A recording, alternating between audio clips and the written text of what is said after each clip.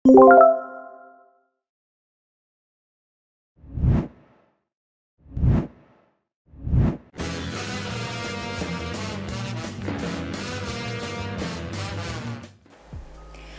Sobat Vokasia, kembali lagi di Podcasia.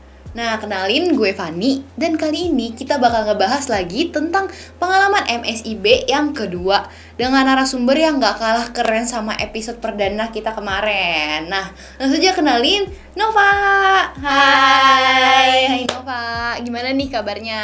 Alhamdulillah sehat. Tadi kesini naik apa? Aku kesini tadi naik KRL. Sama dong kayak aku, Iya. sama ya, kita sobat KRL. Nah, tapi aku denger nih, Kak Nova pernah ikut MSIB ya 2 kali. Iya, pernah aku ikut di batch pertama sama yang kedua. Tapi sebelum itu boleh dong, Nova kenalin dulu nih namanya siapa, jurusan apa, universitas di mana, dan sekarang semester berapa? Iya, kenalin, nama aku Nadia Nova, panggilannya Nova. Aku sekarang kuliah di Universitas Indrawasa PGRI semester 7, jurusan Desain Komunikasi Visual.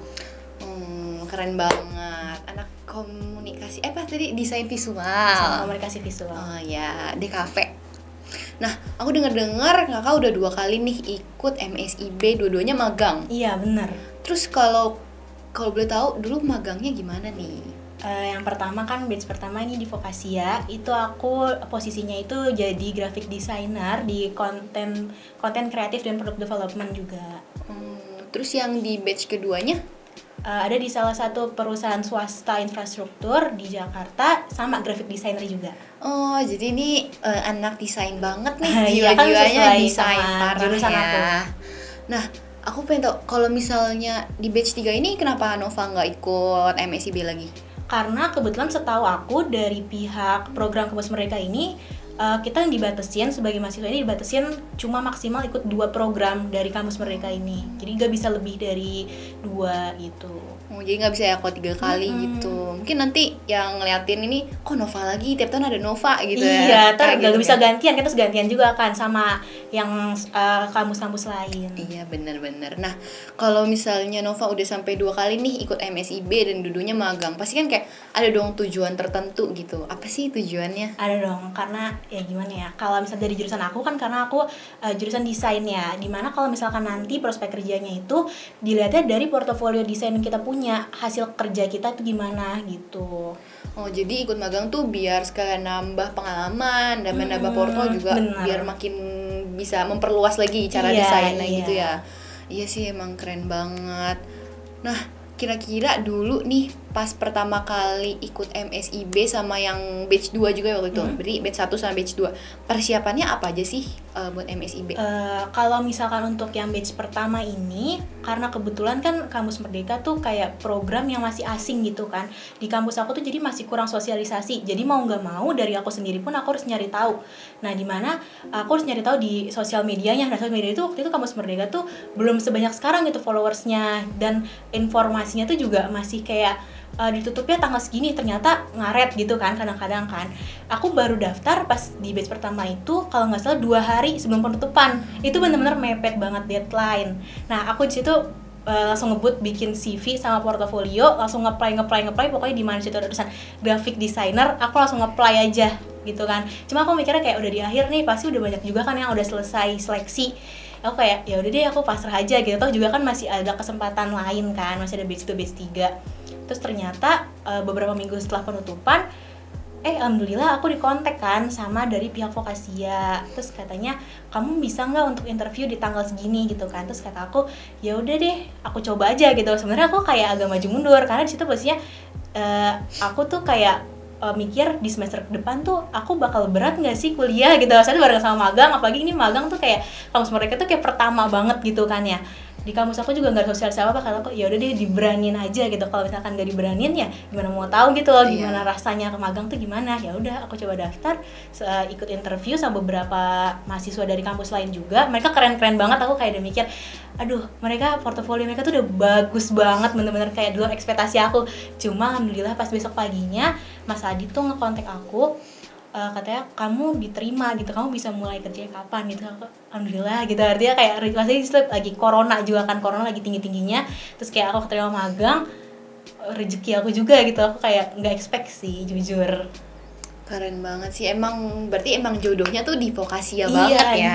iya. Sama aku juga dulu juga Iya, waktu itu kan? pas tuh kayak kayaknya nggak ada magang merdeka nih, emang jodohnya mungkin kuliah. Iya. Nggak lama dihubungi nih sama vokasi Iya ya. kan, kayak gak nyangka aja gitu. Emang vokasinya suka banget ngagetin orang. Kalau udah akhir-akhir dia udah jadi Iya, akhir, iya. vokasinya tek tek tek tek tek. Iya. Saat kita udah nggak ngarepin, ternyata vokasinya ngasih harapan gitu kan. Iya bener banget. Nah jadi waktu itu persiapannya itu dadakan banget ya, gara-gara Mepet banget. udah mau penutupan.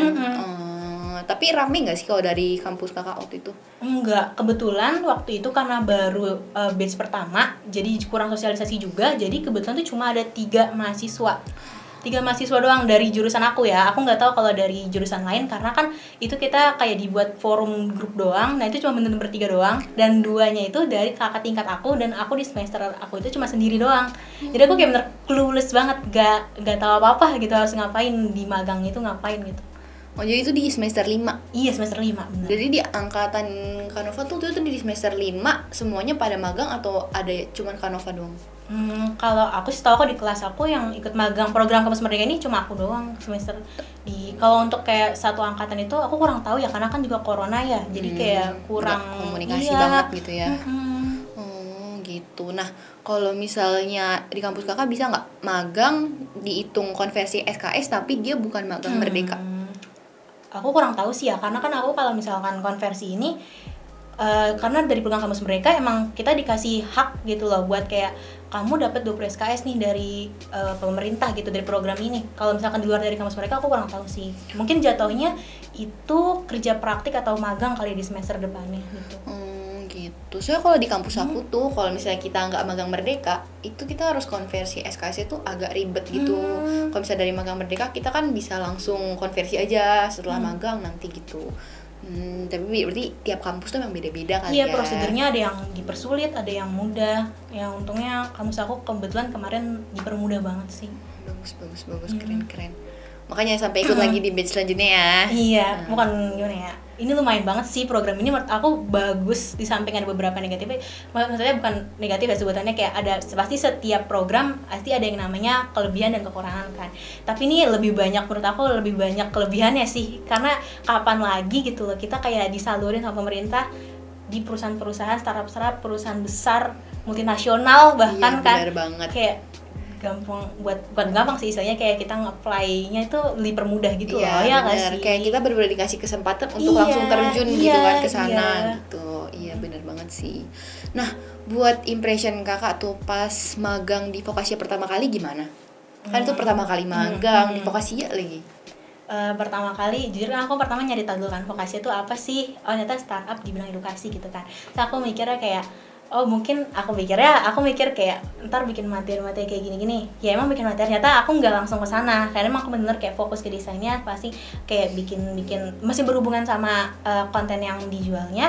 Cuma bukan emang yang langsung banget gitu loh. Cuma emang aku jadi kayak tahu ternyata flow-nya kayak gini, ternyata Vokasi tuh kerjanya kayak gini gitu loh. Jadi tahu gitu ya work culture-nya gimana.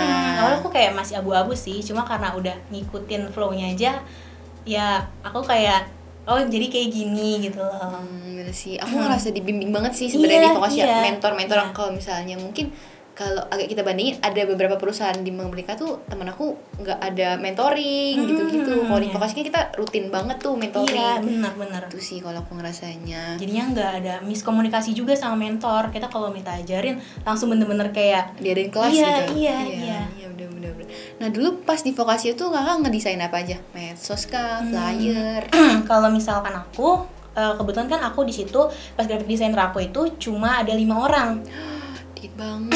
Iya, cuma 5 orang. Nah dari 5 orang ini kita dibagi-bagi itu bukan dibagi-bagi kayak kamu divisi ini, enggak, bagi kerjanya aja gitu. Dan itu kayak cepet-cepetan, kita dulu tuh kayak cepet-cepetan. Kalau misalkan kita dikasih misalnya ada thumbnail 5 gitu kan ya, kita list namanya di situ, siapa yang mau handle ini, siapa yang mau handle, siapa lagi kosong gitu, siapa yang mau nge-handle aset ini, siapa yang mau nge-handle sosmed besok gitu. Nah sempat ada miss kan, pasti setiap kerja nggak mungkin ada yang namanya lurus terus, nggak mungkin ada yang namanya lancar-lancar aja. Kita sempat yang ada namanya kayak miss, kayak kok banyakan lo sih, kok dikitan gue, kok lu di aplikasi kerja nggak mau sih, pasti kan ada yang namanya kayak gitu. Cuma karena kita yang mau nggak mau, yang namanya juga dunia kerja, pasti di mana aja kita pasti bakal nemuin yang namanya problem. ya akhirnya kita mau nggak mau kita bagi-bagiin tugasnya tuh kayak dirinci. Akhirnya kita bikin list kayak hari Minggu ini gue handle ini aja ya, gue handle ini, gue lagi gue lagi full banget nih minggu ini, ya udah gue handle deh kayak gitu. Kalau memang kita bener kayak udah full banget, kita berlima-lima ini bener kayak gak bisa handle sama sekali, kita bilang gitu loh sama ke divisi lainnya, kita jujur aja gitu. Karena kalau misalkan kita paksain juga, hasil kerjanya juga nggak bakal bagus kan, optimal lah gitu. Jadi kayak ya mau kita harus jujur juga, karena juga menyangkut dari divisi lain kan. Kalau misalkan kitanya lama, ya terus kerja mereka juga lama ya, daripada kita ngeiyain tapi kerja jadi lama dan jelek, iya. dan otomatis mereka juga jadi jelek dong kinerjanya gitu. Jadi kita jujur aja gitu ke mereka gitu. Jadi pokoknya mungkin kuncinya nih antar divisi, antar rekan kerja tuh komunikasi ya. Bener, itu yang paling ini sih nomor satu menurut aku, komunikasi. Karena pasti ada problem, tapi kita bisa nih nyegahnya dengan komunikasi yang benar. Iya. Tuh. Oke, akan aku terapin ya, akan lebih banyak komunikasi sama divisi-divisi lain. Oke, nah kalau misalnya ada nggak sih Kak culture shock di magang gitu? Misalnya antar ngampus sama magang, kagetnya gimana culture sih? shocknya lebih kayak kalau misalkan, karena kan aku pas lagi kuliah tuh bener-bener kayak semua praktek itu dilakuin di rumah. Karena kan tiba-tiba cuma pas semester 2 tuh tiba-tiba kita full online, sama sekali nggak ada yang namanya praktek kayak langsung di kampus gitu kan ya. Kayak kita nyari tahu sendiri, otodidak sendiri, kayak kita nerima dari materi dari dosen, kita belajar sendiri. Nah kalau di magang itu ya mau nggak mau kita harus kayak langsung ngerjain, belajar juga, ngerjain juga. Dan culture shocknya kayak kalau misalkan basic kita kayak otodidak sendiri, kalau ini kan mau nggak mau kita kayak harus nanya juga kan ke mentor, kayak harus berani nanya gitu, kayak harus berani nyampein pendapat gitu kan, kayak mau nggak mau ya kayak harus aktif ngomong, harus yang namanya ngajuin ide tuh. Kayak kalau kita kan dulu ngeliat dosen, kayak lihat dulu dosennya nih, kalau kita ngajuin pendapat kayak gini nih oke apa enggak ya, kalau misalkan ya pendapat kita gitu. Kalau misalkan di ke mentor kita kan kayak enak aja gitu, kalau emang ini mentor emang ngejarin kita gitu loh. Itu sih paling sih kayak aku harus berani buat nanya, ya mau nggak mau.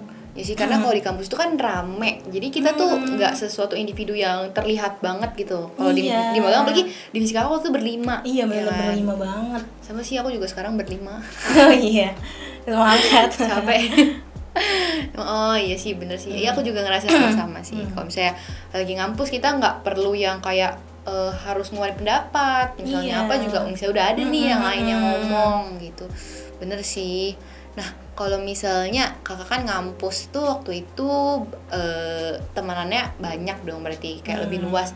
Kalau di tempat magang tuh gimana sih kak? Jujur aja ya, aku tuh di kampus tuh termasuk yang kupu-kupu, bukan yang namanya anak aktif yang ikut BEM, ikut hima, enggak. Aku enggak yang kayak gitu, jujur aja nih. Kalau dibilang kuliah apa namanya ikut organisasi buat nanti di CV bagus gini, aku kayak mikir aku kayaknya lebih milih CV aku diisi buat magang aja deh. Aku mikir gitu, karena aku bukan orang yang kayak gampang buat terbuka sama, bukan bilang introvert enggak, maksudnya kayak buat kayak kenal buat orang banyak langsung tuh kayak susah gitu loh. Mau nggak mau aku kayak gimana caranya aku nih gimana ya bisa berkomunikasi sama orang, cuma tuh istilahnya ngobrolnya tuh nyaman gitu, dan aku tuh kayak oke gitu, energi aku nggak terlalu banyak terkuras gitu kan ya.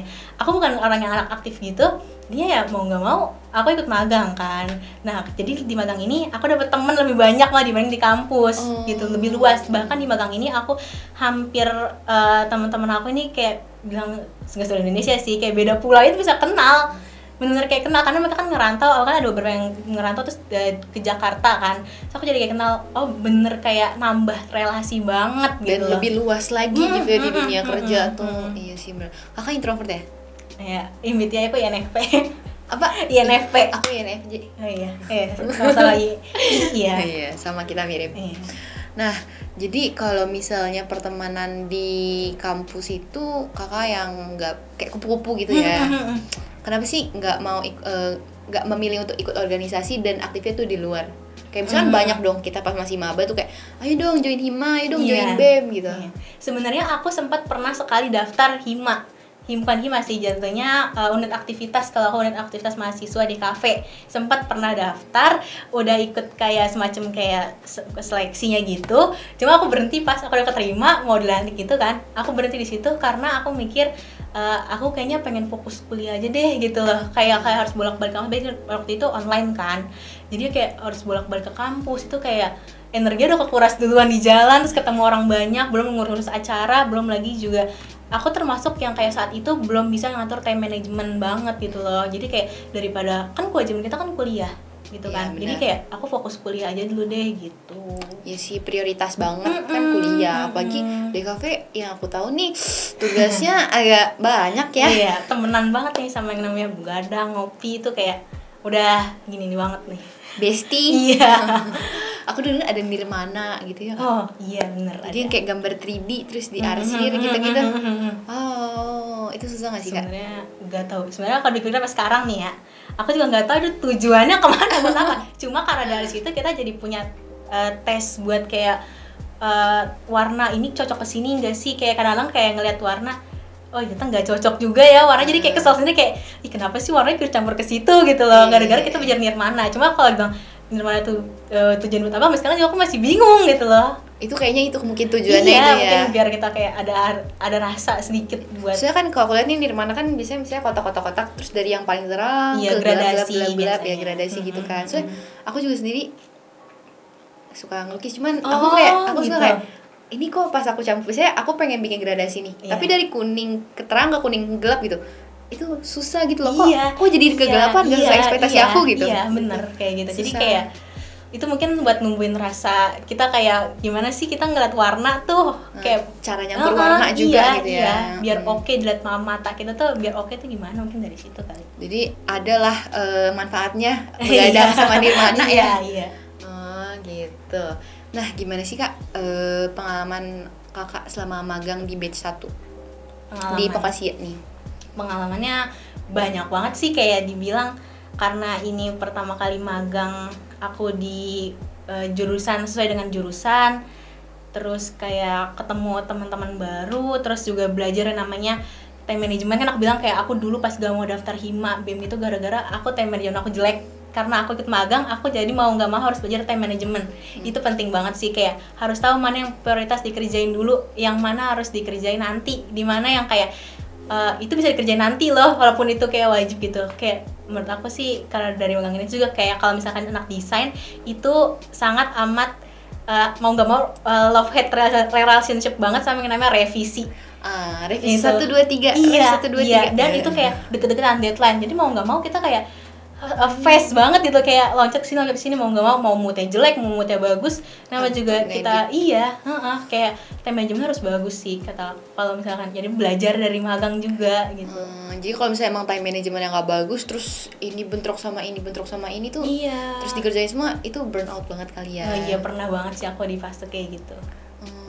Nah, kan dari batch 1 di Pokasia, kita kan batch 3 nih di sini. Boleh dong kalau misalnya Kakak lihat-lihat nih, ada nggak sih masukan dan juga saran? Tapi nggak cuma buat kita juga, buat sobat Pokasia di rumah juga bisa nih. Apa sih Kak saran, masukan? Sarannya berani buat keluar dari comfort zone sih. Iya. Bener-bener, Dicoba aja dulu, jangan takut kayak nanti gue gak bisa, nanti gue nggak bisa teman sama dia, gue gagal, ntar gue kalau kerja di sini gue kerjanya jelek, sebelumnya nggak pernah punya background ini. Tenang aja, itu cuma di pikiran aja, dilakuin aja udah, diterabas aja udah, dicoba dulu aja. Karena aku juga awalnya mikir kayaknya bukan kapasitas gue nih buat kayak terjun langsung di kerjaan ini gitu. Ternyata bisa. Kita bisa-bisa aja gitu ya, walaupun emang pasti ada struggle-nya ya. Tapi ya mau nggak mau kita juga mau bertumbuh banyak ngambil ilmu dari orang-orang yang belajar juga. Kan bukan kita yang belajar ke orang juga, kita juga kayak orang-orang belajar dari kita secara nggak langsung. Jadi saling mutual lah ya. Iya sih bener, emang kalau kita nggak nyoba kita nggak akan tahu. Apalagi kan kalau di magang ini ya kita masih hitungannya masih belajar lah. Jadi kalau misalnya salah tuh nggak apa-apa banget ya. Iya. Udah full time nanti. Iya, gitu namanya kan. juga belajar ya. Semua orang pasti bakal namanya nemu namanya kesalahan itu menurut aku yang kayak buat pelajaran banget sih ke depannya gitu. Oh jadi nanti gue ke depannya gak boleh kayak gini nih, gak boleh ketemu hal jelek misalnya. Kita udah tahu karena sebelumnya kita udah pernah masalah itu. Jadi ke depannya kita kayak belajar dari masalah sebelumnya gitu. Jadi kalau misalnya emang ada kesalahan tuh justru harusnya kita bersyukur karena ada yang bisa kita perbaiki. Iya. Jadi gitu ke depannya kita lebih was-was ke hal tersebut. Oke, Sobat Vokasia, mungkin perbincangan kita sampai di sini dulu aja kali ya, Kak. Nah, gimana nih Sobat Vokasia, udah pada penasaran belum atau pengen juga nyoba untuk ikutan MSIB di batch selanjutnya? Boleh nih komen di bawah. Atau juga kalau kalian punya pengalaman yang sama kayak Kanova, bisa juga komen di bawah. Jangan lupa untuk komen, oke? Nah, aku sekarang pengen ngucapin terima kasih banyak Kanova udah nyempetin jauh-jauh ke sini, siapin waktunya buat sharing-sharing bareng kita. Terima kasih juga udah diundang ke podcast Sia. Baik banget kakaknya. Oke, kalau gitu Sobat Vokasia, jangan lupa untuk subscribe sosial media Vokasia dan juga tungguin untuk episode-episode selanjutnya yang lebih seru dan lebih keren-keren lagi. Kalau gitu, sampai sini aja. Dadah!